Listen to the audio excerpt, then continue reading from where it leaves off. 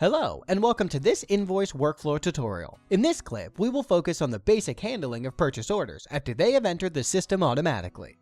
Typically, this would be AP clerk or someone in the accounts payable department that will handle these kind of documents. These people normally work in NAV, so let's start the NAV system. Here, we can clearly see the 6 documents in the system are incomplete, which means that they require our attention. So let's deal with those first. Clicking into the list, we can see the list of invoices, and we will choose the last one. It opens this interface where we on the right side can see a preview of a document.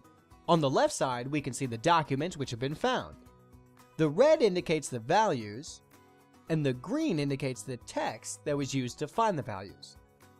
On the left side, we can see that by default, this has been set up to be posted at the GL account 8410.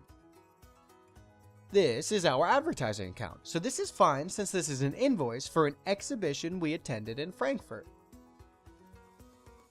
We can also see that it actually found the amount of VAT, the pounds, due date, and the vendor.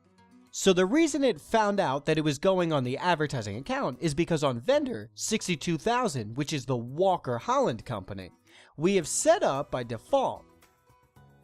For this vendor, Invoice workflow should use the advertising account. But what is not filled out here is who is going to approve it. So we are going to select an approver, and we are going to select our person in charge of marketing and say okay. This means that this would be sent out to this person and to be approved. But before we can do that, there is an error message. It is complaining about the external number, which means that the invoice number is missing. Now we have to go up here, and we are going to see that it is also read here. So we need to tell the system where to find this number. Before we can do that, we are going back here and to click Edit the Template. And what we are doing now is changing the way the system reads this invoice. So for future invoices, it will use that same logic. We are going to tell it where to read the invoice number. To do that, we need to select it here, and then highlight that value here. And now we can see that the system understands where the invoice number is. Just to give it a little more information, we also want to show the job name in the comments field.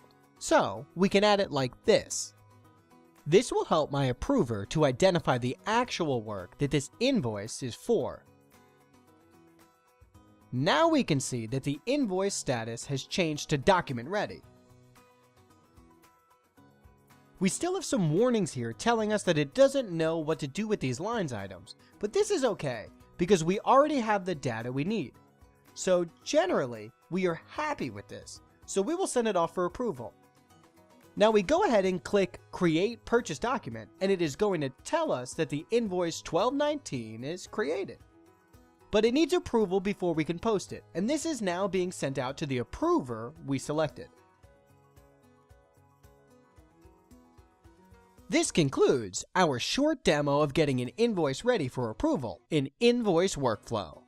Thank you.